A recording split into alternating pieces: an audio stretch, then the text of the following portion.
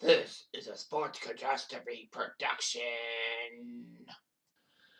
Hey there, ho there's Jeff Goddardam and welcome you to another Sports Catastrophe Birthday Boy. And the birthday boy for March the 22nd is a sportscaster. I know I don't do a lot of sportscasters, but this guy is iconic. He's won 28 Emmys. 28 Emmys. And he's not even an actor. He was with NBC from 1980 to 2019. It's like, holy guacamole. This guy with one network for almost 4 decades. The primetime host of 12 Olympics from 1992 to 2016. So he was NBC's guy. He is employed by the MLB network, where he does it play-by-play for them, and actually the Studio 42 with Bob Costas. Of course, he's Bob Costas. He is 70 years old. Surprised he's not older. But anyway, he began his professional career in Syracuse, while getting his communications degree at the Public Communications Newhouse School. He attended Syracuse University, serving as an announcer for the Syracuse Blazers minor hockey team. After graduating, he became the play-by-play guy for the St. Louis Spirits in the American Basketball Association, and would contribute to the ABA book Loose Balls, the short wildlife of the American Basketball Association. COstas would be doing Missouri Tigers basketball. He did play-by-play for the Bulls for 1 year. And he was actually a fill-in play-by-play man on St. Louis Blues radio broadcasts when Dan Kelly was unavailable due to CBS or CBC commitments. He was also employed by CBS as a regional NFL and NBA announcer from 76 to 79. So wait a minute, Bob Costas did play-by-play for CBS? I did not know that. And then he moved to NBC.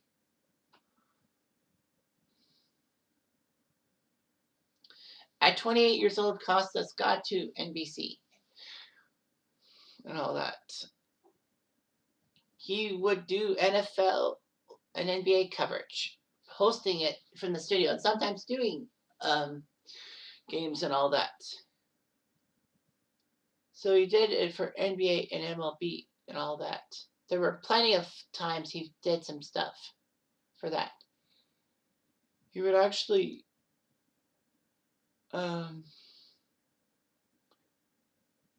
host NBC's coverage of the U.S. Open golf tournament when NBC had it from 2003 to 2014. For baseball broadcasts, Costas didn't do too many games.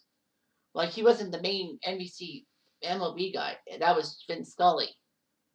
So, but he was known for being with Tony Kubek as his color commentator from 83 to 89. And then in kind of a three-man booth with Joe Morgan and Bob Uecker, when he did games. The great Bob Uecker. Bob Costas' biggest moment as play-by-play guy for NBC early on was 1984, pardon, when he would broadcast a Saturday afternoon game. It was the minor game. I forgot what game Scully and Gargiola did.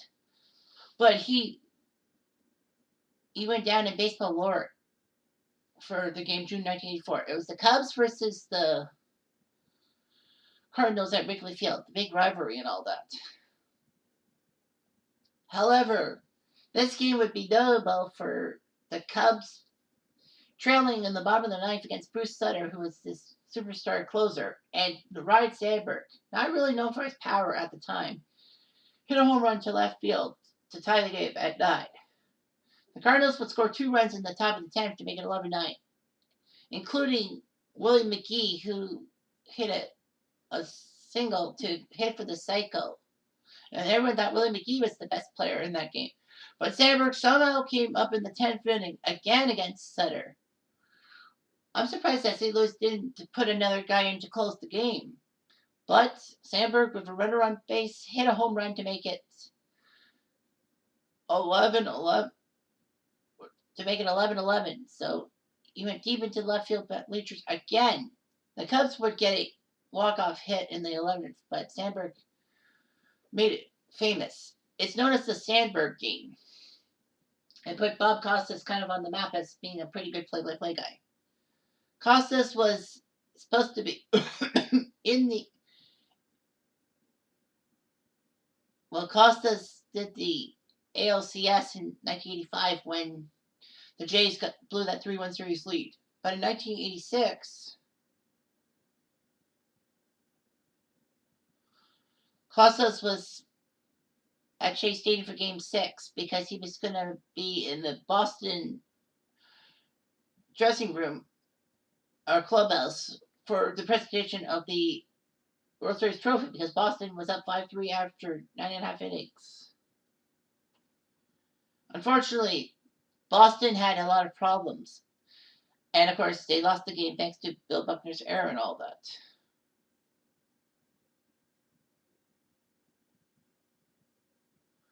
Costas would recall the removal of all the equipment, like a scene change in front of a musical. In, out, gone, not a trace.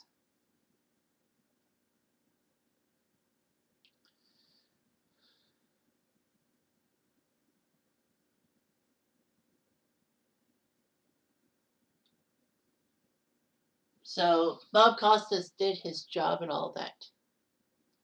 Unfortunately, Costas angered Blue Jay fans in 1989 when, after a few terrible games for the Jays in Oakland at the to start the ALCS, he said that basically Elvis has a better chance to be more alive than the Blue Jays' chances to win the series against Oakland. Blue Jay fans really let him have it and all that. But Costas was right. The Blue Jays did lose in 5 games. However, Costas had another thing going for him in the 89 baseball season. He was doing the ALCS. But, however, Costas had to fill in for Finn Scully, who came down with laryngitis. So he had to fly to Chicago to do the Cubs-Giants game alongside Tom Seaver.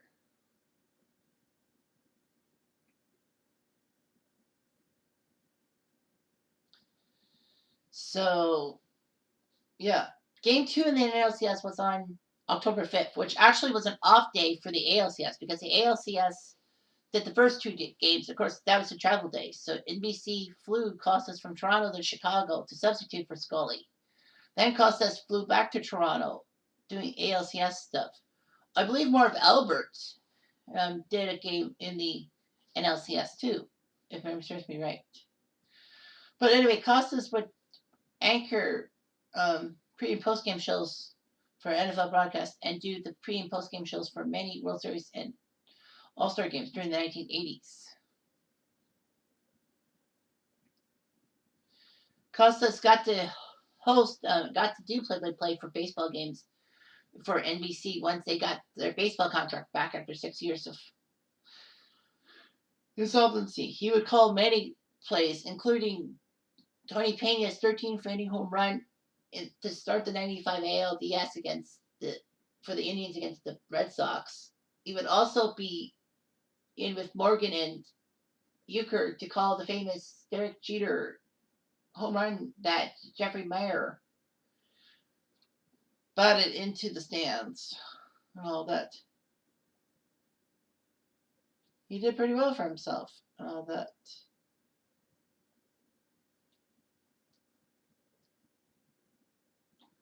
So Costas did his job and all that. There were rumors that TBS wanted Costas to host coverage of the NLCS because Ernie Johnson's workload, it was huge because he had baseball duties and inside the NBA and all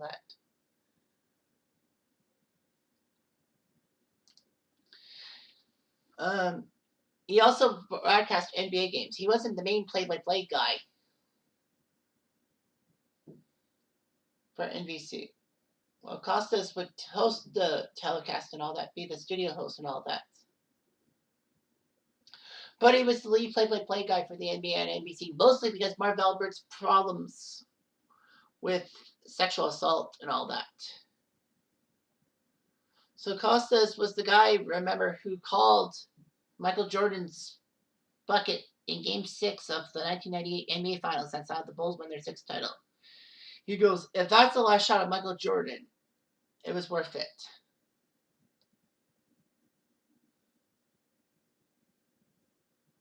So anyway,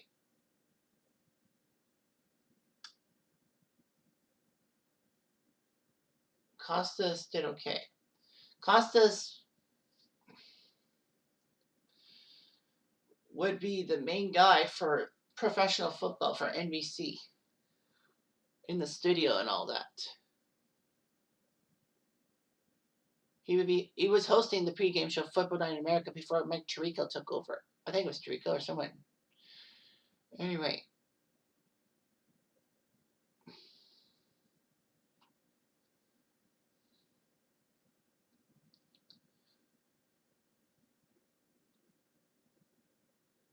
So yeah. But his biggest things was the Olympics. When NBC had the Olympics, he would be the main guy. He's kind of like Jim McKay and all that.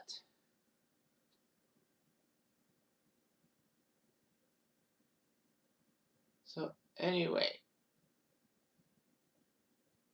COstas got in trouble for insulting China's possible drug use and all that. But it was all true. He was right. He was right the whole time and all that.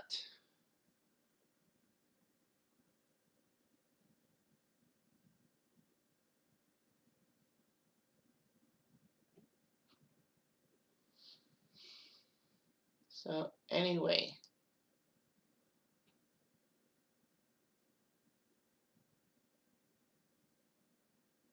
Yeah.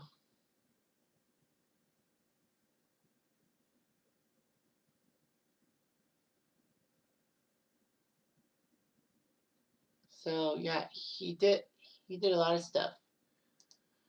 And COstas by 2017 said that he would step back from NBC and all that. He would give up coverage to Mike Tirico, all that.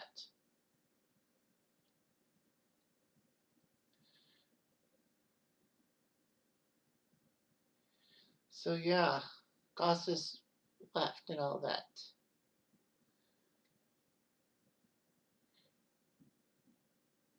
COstas actually ended up being a talk show host from 1988 to 94 on NBC.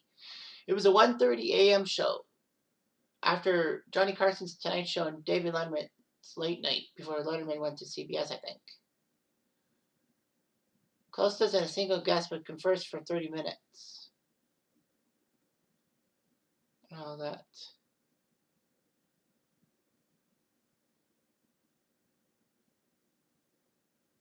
So kind of weird and all that.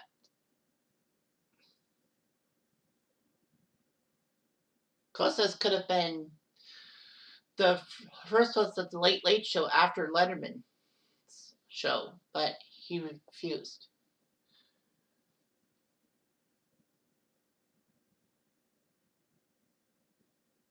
Yeah. So he did stuff. He did stuff for HBO called On the Record with Bob Costas. Unfortunately, that was controversial for Vince McMahon getting pissed off at Costas for his interview questions and all that. And Costas would actually be part of the MLB network when it launched in 2009, and he hosted the first episode of All Time Games, which was the presentation of the recently discovered kinescope or recording of Game 5 of the 1956 World Series when Don Larson threw his perfect game and all that. And he held a forum with Don Larson and Yogi Berra, both who were alive at that time. He would join their network full time in February 2009. All that.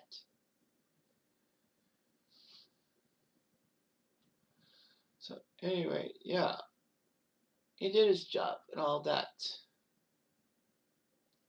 But he made some notable calls. June 23rd, 1984, the Sandberg game. Second home run, 1-1 pitch. Oh boy, Kubek says. Costas.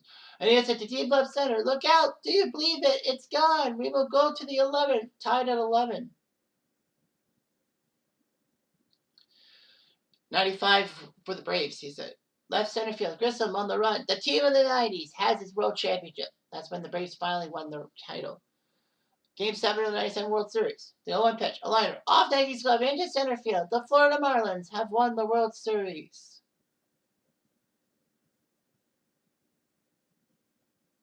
COstas, Game 6, 98 NBA Finals. Jordan with 43. Malone is doubled. They swat them and steal it. Here comes Chicago. 17 seconds. 17 seconds from Game 7 or from championship number 6. Jordan. Open. Chicago with the lead. Timeout Utah. 5.2 seconds left.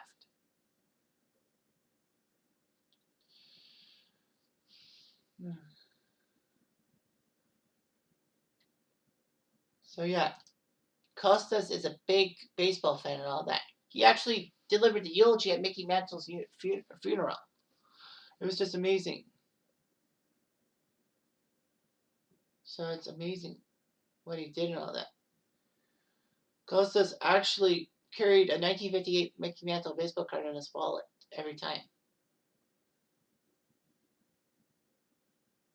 He did not like the playoff MLB instituting a wild card game and the DH rule. He doesn't like that.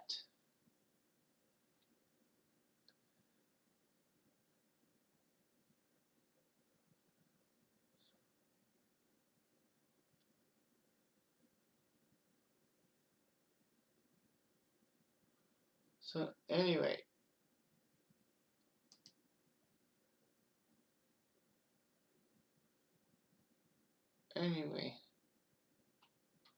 yeah, he had problems. He was married to Carol and having 2 sons, Keith and Taylor.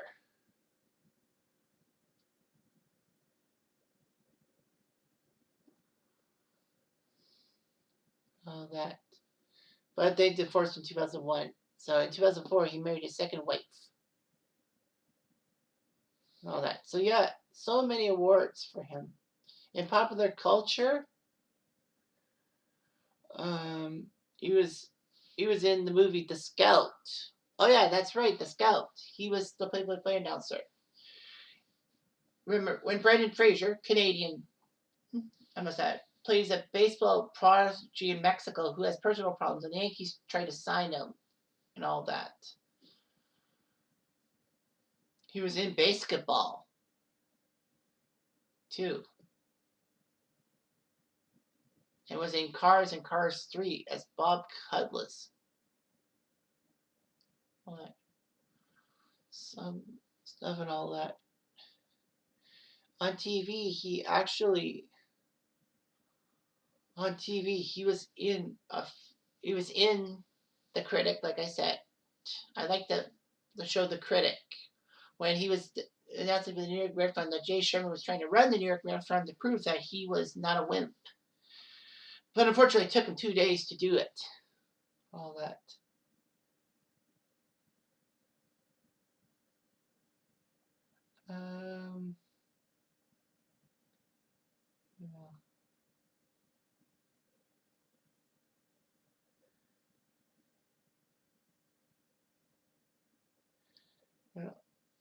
Oh yeah, that's right. Bob Costas was a voice in the 2010 Simpsons episode Boy Meets Curl.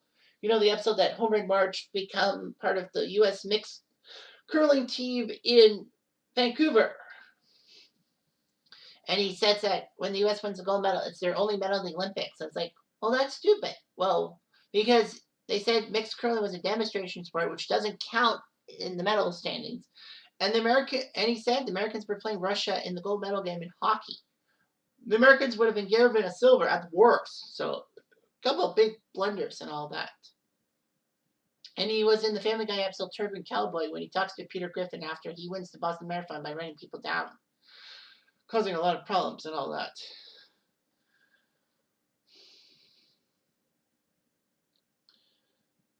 So yeah.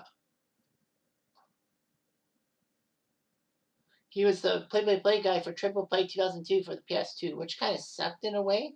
It was a decent video game, but it just didn't have the Drew Hansen. Sorry, it didn't have the Jim Houston effect. What can I say? I like the guy. Anyway, I'm Jeff Diamond. I do.